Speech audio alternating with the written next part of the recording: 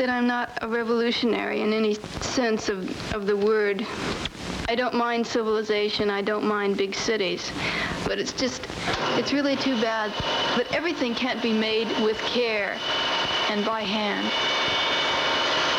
I make dolls, that's what I do. I think of my designs at home and I work on the paper patterns at home. Once there's an idea in my head, I find it very difficult to ignore it. I do special displays for stores. One of the last things I do before I actually get into the heavy woodwork is get dressed up and go into the architect's office to get his okay on the plans. Okay, you have to sit. You have to sit there. Now stay. You stay. That's good. Okay, do you want to put these up? So. Great. You like his freckles? Yeah. It's just no big occasion to me. It's like last minute, you know? Yeah. It's really just making sure that I'm seeing what they're thinking. Very good. Build away. Okey-doke. Well, I'll get the wood and get started. Mm-hmm. And you can give me a call. I got something to show. Back over here. Let me get like another 6-inch or so. I really dig Jim because he's got this neat sense of humor. He tells me I'm a problem. I'm so much of a problem. I always want things that he doesn't seem to have, but he always finds them. Sure. Because I don't want it warped. He's not going to be warped. You're too much trouble.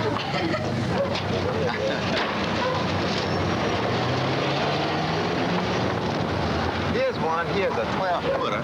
And every once in a while he'll say, oh, I'll give you this one. Don't tell anybody it's the last time I'm going to do it, but I'll give you this one. And the next time I come, he gives me another board.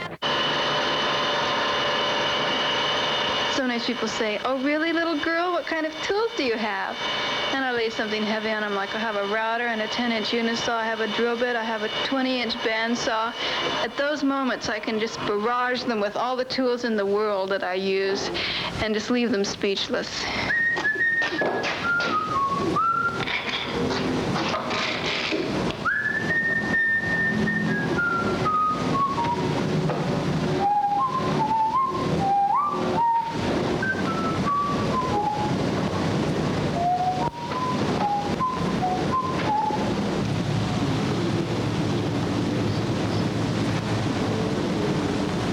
There's not too much guesswork about what I do. I like to work with the pieces and putter along at my own pace, which can get hectic towards the end, but I still have it under control. You know, it's like I really know it. When I'm making something and it begins to shape up, in other words, when it gets to be as tall as I am, it starts becoming more of a person. It's like it takes on its own force. Everything is predictable, pretty much, except for the bandsaw when I cut the heads. And that is the one thing where I grit my teeth and take a deep breath and turn on the machine.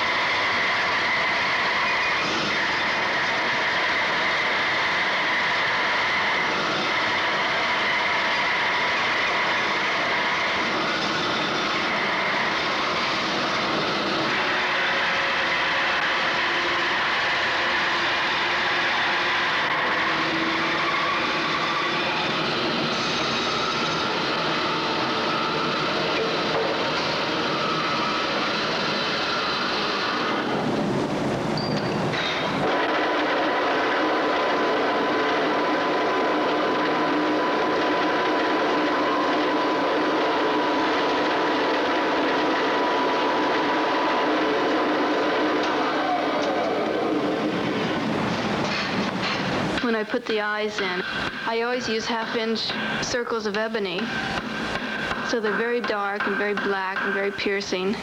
You really can get into them if you start looking at them. The thing I deal in is fantasy. That's my product. That's what I produce, fantasies of my mind. But I also have to keep myself going with fantasies. Once in a while, when I'm working away, and maybe I've been working too hard, it's like this little bird flies by and says, go for a drive. Go out and buy something. You know, do anything, but just split for like an hour.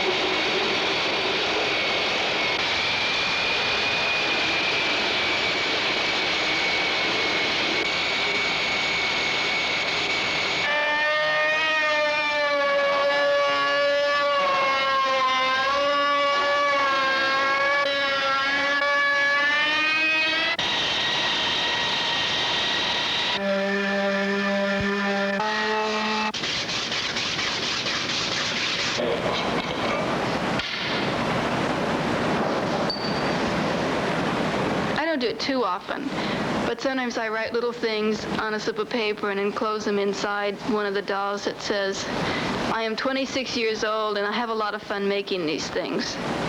In the future, they can have fun guessing about who I was. At least they know my name. They're really not mine anymore. I'm sad to see them go, and my eyes will miss them because I like to have them where I can see them, and I like to look at them a lot.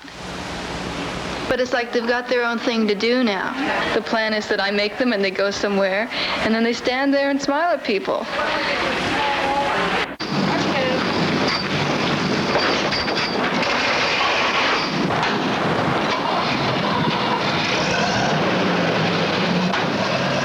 I mean, I don't cry for hours. It's just, it hits me. As soon as they leave, maybe I'll just cry, but it's not really a sad thing. It's not a happy thing. It's just a little release of tension, I think, because they're gone. Maybe I'll make dolls forever. You just work away, doll after doll, and like each one's a different thing, you know, and there's some surprises along the way, too.